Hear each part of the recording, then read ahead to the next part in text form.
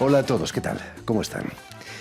En estos tiempos de crisis, en los que la inflación y el desempleo ocupan todos los medios de comunicación, solo nos queda quizás tomar las cosas con filosofía. Y esto es lo que precisamente hace sin duda nuestro invitado de hoy, el escritor y cantautor guatemalteco Mario Álvarez Porta, quien acaba de publicar su libro Trilogía de Amor y Muerte.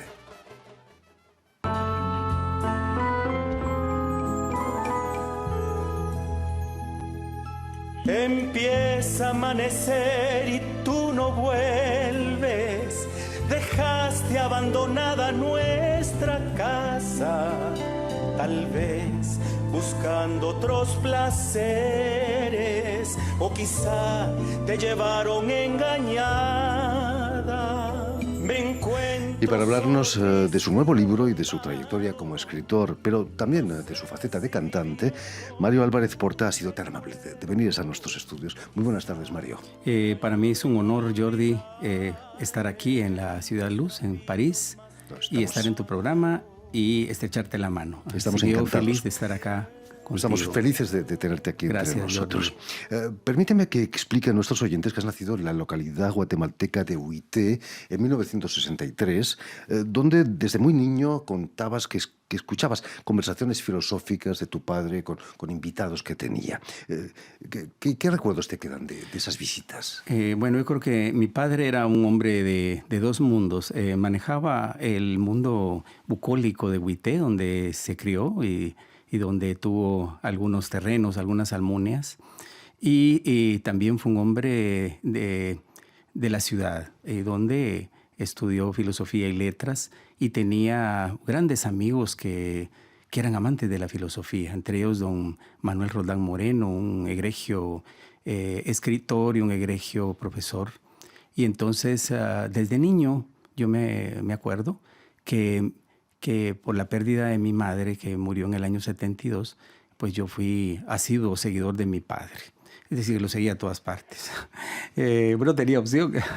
Entonces, me sentaba a oír las charlas de los alumnos de don Memito, como le decíamos, y entonces hablaba de la fenomenología del espíritu, de las obras del maestro Sartre, de los grandes, de Michel Foucault.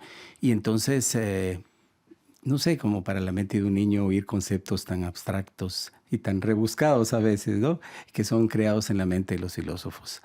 El lenguaje filosófico es particularmente abstracto, incomprensible para el común de los mortales. Para el niño que tú eras, tenía algo de mágico quizás, ¿no? Sí, bueno, yo creo que Guatemala es un lugar mágico, es un lugar que espero que un día conozcas. Por un lado está ese realismo mágico que no solo es patrimonio de García Márquez o de Miguel Ángel Asturias, viene implícito con la cultura maya. Por ejemplo, Guatemala tiene cerros mágicos, tiene cuevas mágicas. Por ejemplo, sin ir tan lejos, cerca de Zacatepec, colindando con Escuintla, está el Cerro del Mirandía. Es un enorme cerro donde todavía, hoy por hoy, van a hacer rituales indígenas o mestizos, y ahí le piden a un espíritu que los bendiga y que les dé riqueza. Todo eso está lleno de magia, ¿no? Exacto, así es, Jordi. ¿Qué representaba Huité para tu padre y para ti? ¿Es un pequeño paraíso lejos del mundanal ruido de la capital de Guatemala? Claro, como decía Heráclito, que las aguas del río no pasan dos veces por él. El Huité de hoy no es el mismo de los años 60. Era un Huité, como te digo, lleno de almunias verdes, de huertas llenas de frutales y todo. Y la gente de esa época también era mágica para mí, ¿no? En su mayoría estas personas eran descendientes de ciudadanos españoles que llegaron a poblar esa parte de ahí con una riqueza lingüística impresionante. Entonces yo oía todos esos relatos de personajes, por ejemplo, en la trilogía que tú mencionas, de Amor y Muerte, hay un cuento que se llama Betsabé. Ya el nombre Betsabé ya te remite, te remite a la historia de David en la Biblia. Entonces, es muy curiosa este relato porque pone a prueba la psiquis, la tolerancia de su esposo, ¿no? El jinete, en cuanto a que ella era pues ligera con la sexualidad, con los leñadores que llegaban a beber del agua que ella les ofrecía, pero era un agua un tanto sexual, ¿no? Es decir, que el agua ahí está simbolizada. Y la sociedad no comprendía, ¿no?, esa comprensión del marido, ¿no? Exacto, Terrible. sí, sí, ¿no? sí. ¿Hubo alguna historia parecida por ahí por Uité? Sí, por supuesto que sí. Los nombres evidentemente están difuminados porque, de hecho, muchos de ellos ya fallecieron, pero sí tengo esa vivencia. La mayoría de mis cuentos son relatos vivos que yo oí de viva voz o inclusive que presencié, ¿no? Precisamente en uno de tus primeros libros, El sacristán y otros cuentos, cuentas que nacen de la tradición oral, relatos que oías a tu padre o a tu abuela materna, ¿no? Está viva la tradición oral ahí en Uité. Claro, sí. Por ejemplo, El sacristán y otros cuentos es mi primera antología. Tuve la suerte de tener la ayuda de una fundación, GIT, que ya desapareció. Y hay muchos cuentos. Por ejemplo, el cuento de la rana, que es una anciana, la única prostituta que tuvo Uité, que por cierto no era de Uité, doña María, y digo el nombre porque así se llamaba y no era ningún secreto, y don Beto. Y entonces ella ejercía la prostitución a los 80 años, imagínate, y recibía 20, 25 muchachos todas las noches, ¿no? Y es una cosa, y de hecho, pues la miraba uno en la calle comprando insumos, ¿no? Leche o pan y todo, y en la noche ejercía el oficio más antiguo de la humanidad, quizá, ¿no? Pero ese tipo de relatos yo los recopilé y yo creo que capté más o menos toda esa vivencia, la idiosincrasia del pueblo y tantas cosas que llevo en la memoria, ¿no? Quizás la música y la canción podría perpetuar también esa transmisión oral. Ahí en Guatemala has tenido una cierta notoriedad, ¿no?, como cantautor. ¿Qué te llevó a la música? Yo creo que, bueno, yo bebí de mi padre ambos mundos, el mundo filosófico, el literario y el musical. Mi papá siempre se adelantó a la época en que vivió. Recuerdo que tendría yo 9 o 10 años y él regresaba a Uité porque él amaba entrañablemente a este pueblo. Y me acuerdo que una noche yo le oí Los ejes de mi carreta de Atahualpa Yupanqui, que en Guatemala no sonaba, no se oía. Y él siempre fue como pionero y oírlo cantar Los ejes de mi carreta para mí era fantástico. Es decir, y aparte de esto era un poeta nato, ¿verdad? Entonces bebí ambos mundos. Bebí el mundo de la literatura, el mundo de la música. Y bueno, y después de esto, ya mi primer trabajo, ya como para ganarme la vida, lo tuve en un lugar que se llamó La Peña de los Charangos, que era de 2 argentinos. Entonces ahí confluía en la zona 9 de Guatemala, en los años finales de los 70s, todo el folclore latinoamericano, desde, digamos, los bambucos, las chacareras, las zambas argentinas, el mapalé, toda la música peruana, todo lo que puedas imaginar, y se fusionaba con el son. Y hacíamos unas noches impresionantes y ahí estuve como que nada, 5 años, tocaba el bombo, un poquito el charango, la guitarra. Yo creo que esa fue mi primera experiencia ya profesionalmente en el mundo de la música, ¿verdad? Digamos también que eres egresado del Departamento de Letras de la Facultad de Humanidades de la Universidad de San Carlos, Sí, en Guatemala. es ¿Fue la escritura que te llevó a la universidad o la universidad que te llevó a la escritura? Pues yo creo que saqué la carrera de letras, me gradué de la Universidad de San Carlos, de la Facultad de Humanidades, pero más lo hice por contemplación, Jordi, no por llegar a ser profesor o algo así. Yo creo que tenía las mañanas por la vida que llevaba, que actuaba de noche, y yo nunca he sido de perder el tiempo. Entonces yo dije, bueno, pues voy a sacar una carrera universitaria y era análoga a mi vida, ¿no? A mis poemas, a las canciones. Pero en la universidad no le enseñan a uno a escribir. pero le dan ciertos lineamientos sobre formas, movimientos literarios y eso. Por supuesto. Has cantado incluso una oda a Miguel Ángel Asturias, el premio Nobel guatemalteco. Sí. ¿De qué modo influyó ese premio Nobel ahí en Guatemala para las vocaciones literarias? ¿Te marcó a ti quizás también? Sí. Bueno, yo creo que Miguel Ángel Asturias es como una sombra enorme de un árbol enorme donde ningún escritor sale. Imagínate un premio Nobel en el 67, confluyó con Miguel de Unamuno, con el Cholo Vallejo, con André Breton. Él vivió en un París del 24, en la primera estancia, y yo creo que hablar de un coloso de ellos es uno de mis personajes favoritos. Y le hice la oda porque le hicimos una película en el año 2004, que la titulamos Caudal. La puedes ver en el internet. Y no recalcando tanto en la entrega del premio Nobel, sino en su vida, en el divorcio con doña Mencha, aspectos que quizá no todo el mundo ve la entrega del Nobel, pero no sabe cosas sobre la vida de Miguel Ángel Asturias, que aparte de ser un escritor notable, era poeta. Era un gran poeta, un insigne poeta. Y entonces yo sentí la necesidad de devolverle en esa oda algo de lo que él nos dio a Guatemala. Un gran honor. Premio Nobel y Premio Lenin en el mismo año. Es fantástico. Algunos de sus libros los escribió aquí en París, ¿no? Claro que sí. Las leyendas de Guatemala en 1933. De hecho, él ya volvió con gloria en el 33.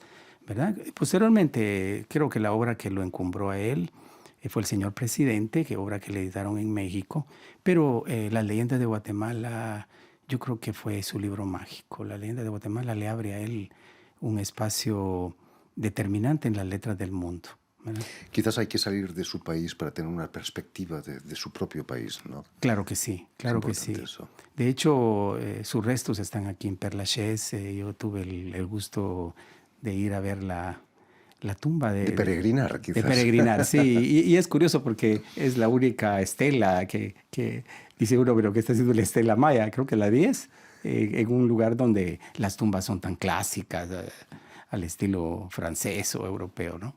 Ha dejado una huella importante. Claro que sí. Estoy seguro de que muchos de nuestros oyentes escriben o quieren escribir. Imagino que la lectura no es el mejor método para aprender a escribir.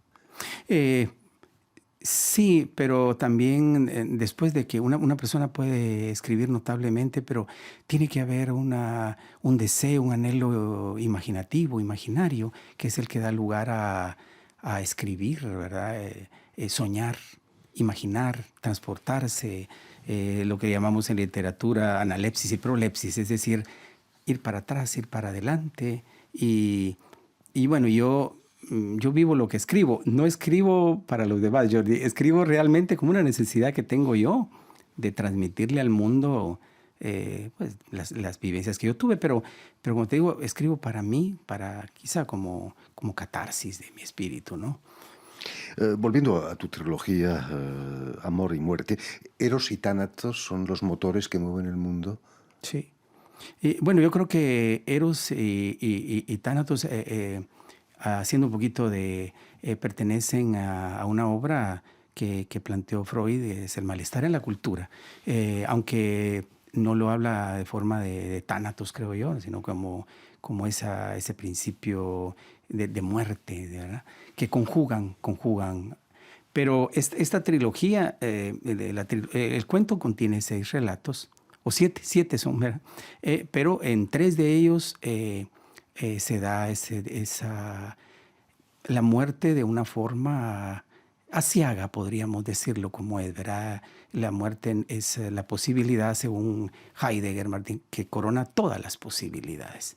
Yo puedo decirte, luego de aquí iré a Montparnasse o iré a ver la casa de Picasso, ¿no? en Bateau-Labois, pero puede que no llegue ni siquiera a la salida. Es decir, sin ser negativo, tenemos que aceptar que somos de la muerte. ¿Es cierto que la idea de este libro surgió después de la muerte de tu padre? Sí, así fue.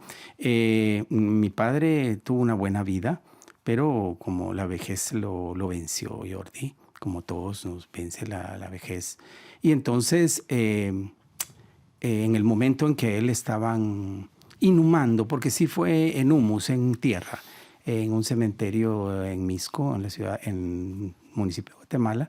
Y en ese momento yo le dediqué unas palabras y vino a mi mente una recordación de como una película que se desembobinó de toda mi niñez. Fue un momento muy, muy difícil y yo creo que las lágrimas no me dejaban, pero sentí la necesidad de serenarme y de dedicarle todo aquello que él me enseñó, o por lo menos de darle las gracias.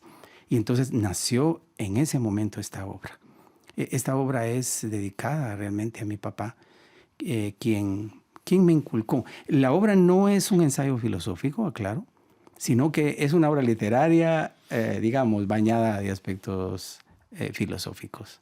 Aunque a una cierta edad la muerte parezca algo natural, nunca se acepta, ¿no?, la muerte de un ser querido. Claro, no, creo que esa es la parte que resuelve la religión, que vamos a tener una esperanza, pero desde el punto de vista existencial, la muerte es la negación de todas las posibilidades. Es decir, el que se fue, se fue. El libro empieza con Betsabé, con el cuento del que nos hablabas, que es de un erotismo tórrido, ¿no? Es una especie de exacerbado canto contra la muerte, ¿no? Sí. En cambio, el más importante de los relatos es Mayo del 68, que es casi una novela corta. ¿Cómo nace la idea de abordar los hechos de Mayo del 68 a través de un protagonista guatemalteco? Precisamente cuando yo era niño, don Memito Roldán tenía un hijo que se llamaba Leonel. Él era un muchacho que se entiende, recto, educado, y él se graduó se logró pronto de licenciado, y sus padres le dijeron que si quería un vehículo de premio, dado su alto rendimiento académico, y él dijo no, yo quiero que me envíen ustedes a París porque yo quiero recibir clases del mismo Jean-Paul Sartre. Y entonces le dijeron, bueno, si ese es tu deseo, pues... No quería un coche, quería un avión. Sí, quería un avión, ¿verdad? Entonces partió de México, en aquella época no habían vuelos de Guatemala, y entonces ahí lo tenemos, lo estoy viendo en las fotos de acá, Jean-Paul, y entonces, y a Simone de Beauvoir, ¿no? Por supuesto. Esta la veo yo atrás. Entonces, en ese momento, él llegó, esto ya es... una adaptación mía. Yo no indagué en la vida de él. Lo recuerdo, pero no quise porque eso sería haber contaminado el relato. El relato es imaginativo.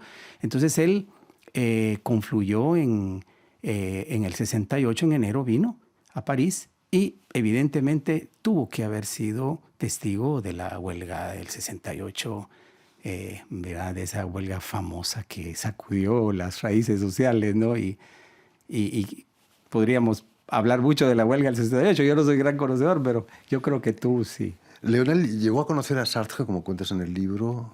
A Jean-Paul Sartre. Sí, sí lo llegó a conocer. Sí, y de hecho sí recibió clases con él, aunque yo sé que la intención de él no era en aquella época sacar un doctorado como ahora, que sirve como para hacer escalafón en una universidad, sino que lo de él era un anhelo, una utopía, conocer a estos grandes personajes, estos grandes pensadores, que hablar del maestro Jean-Paul es hablar de uno de los pesos pesados, que yo creo que si Martin Heidegger es uno de los más importantes, de igual manera el maestro Jean-Paul, un poco olvidado por el mundo a pesar de su grandeza.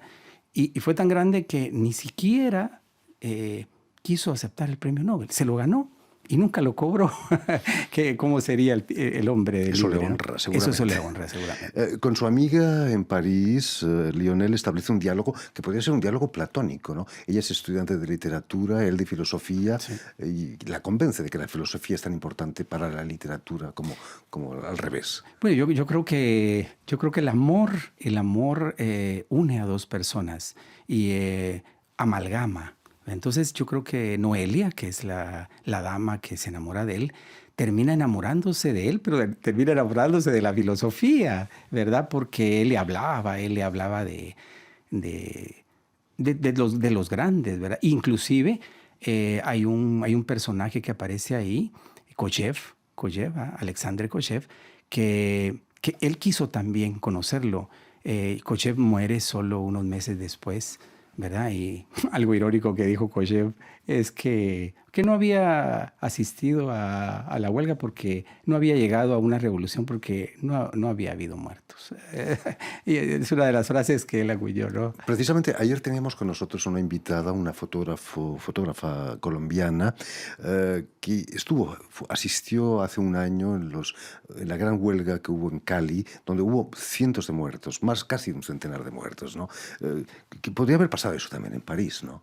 Sí, pudo haber pasado. Yo creo que no llegó a ser una revolución, ¿verdad? Y según sé yo que ganó más la clase obrera, ¿verdad? La clase obrera creo que fue reivindicada y como siempre, la experiencia de Charles de Gaulle fue determinante, ¿verdad? En esa época había una amenaza comunista y creo que le dijo, bueno, ¿quieren comunismo o seguimos con la huelga? Pero algo así. Claro, De Gaulle no dejó que la sangre llegara al río Sena. Muy inteligente el hombre, siempre. En fin, no me gustaría dejarte marchar, Mario, sin que nos ofrecieses quizás una de tus canciones, ¿no?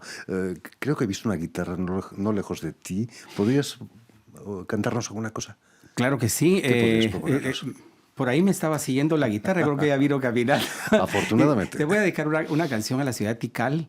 Que es una de las grandes ciudades mayas, ¿no? mayas que fue abandonada hacia el año 800 y para mí es orgullo de Guatemala.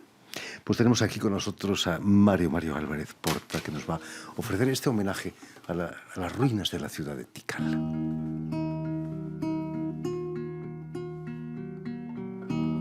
Arrastra el viento la basura que ha quedado en las calles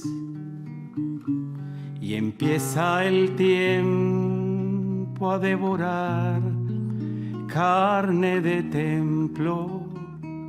Hace más de 1000 años que allí los corazones latían y construían sus mentes torres que al cielo se erguían, cuajaban en piedra sus sueños, pintaban murales de selva, una historia de amor florecía al pie de una ceiba. Contaban sus manos morenas semillas de cacao y se narraban leyendas cuando caía la noche. ¿A dónde te has ido, pueblo de 1000 colores? Tal vez a otro planeta o al confín de una estrella. ¿A dónde te has ido, pueblo de 1000 matices? ¿Dónde te has escondido? Yo quisiera saber. Y se quedó solo un fantasma caminando en sus calles, y algún ladrón que de abrir tumbas se haga rico. Hace más de 1000 años que allí todo era luz y poesía, todo era vida y color entre la selva dormida. Pero un día se fue el hada de aquel cuento y se quedó en silencio la ciudad de Tikal.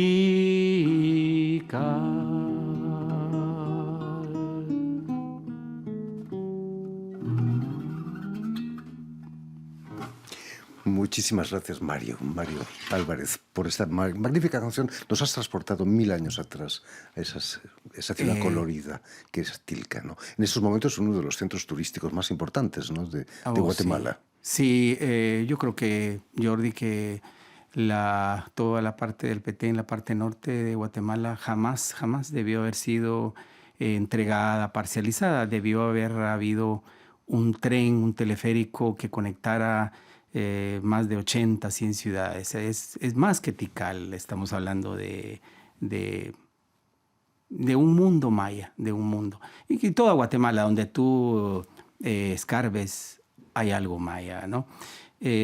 No sé, Jordi, si tú me permites agregar algo. Por supuesto, naturalmente. Pues si alguien está interesado en mis sencillos libros, el Apegado a la Ley, El Sacristán, Todo por un Beso y otros más, están disponibles en Amazon y pueden pedirlos poniendo mi nombre y creo que ahí les aparecerá los que tengo disponibles. Fantástico. Y gracias a Internet están al alcance de todo el mundo. Claro que sí. Libros. Muchísimas gracias, Mario, por haber estado aquí con nosotros. Mucho éxito con tu nuevo libro. Permíteme también que dé las gracias a Jeremy Boucher y a Julian Leng, quienes se han ocupado hoy de la realización del programa.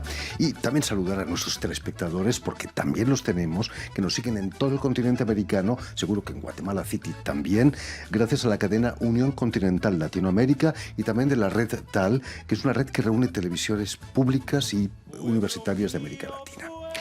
Y a ustedes, muchísimas gracias por su atención y les damos cita para una nueva edición de El Invitado de Radio Francia Internacional. Bajo tu cielo, con la dicha y con tu paz, asomarme a tus laderas, a tus huertas con verdor, divisar desde el cerrito un riachuelo y un palmar.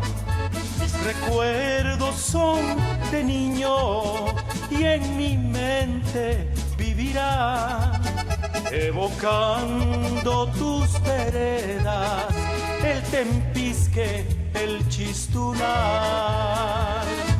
Güite querido, no sé qué encanto hay en tu cielo, lleno de paz, pueblito mío, así te quiero y nunca, nunca te olvidaré, y nunca, nunca, y nunca, nunca, pueblito mío, te olvidaré, y nunca, nunca, y nunca, nunca, pueblito mío, te olvidaré.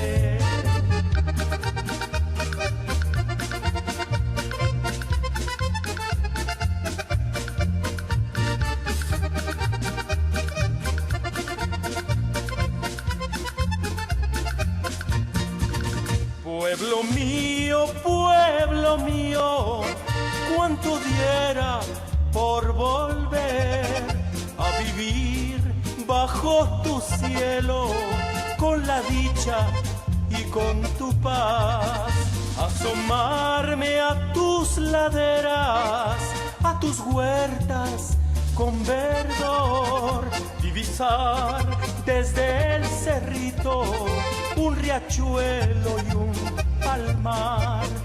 Mis recuerdos son de niño y en mi mente vivirán, evocando tus veredas, el Tempisque, el Chistunal. Güite querido, no sé qué encanto hay en tu cielo, lleno de paz, pueblito mío, así te quiero y nunca, nunca te olvidaré, y nunca, nunca, y nunca, nunca, pueblito mío, te olvidaré y nunca, nunca, y nunca, nunca, pueblito mío, te olvidaré.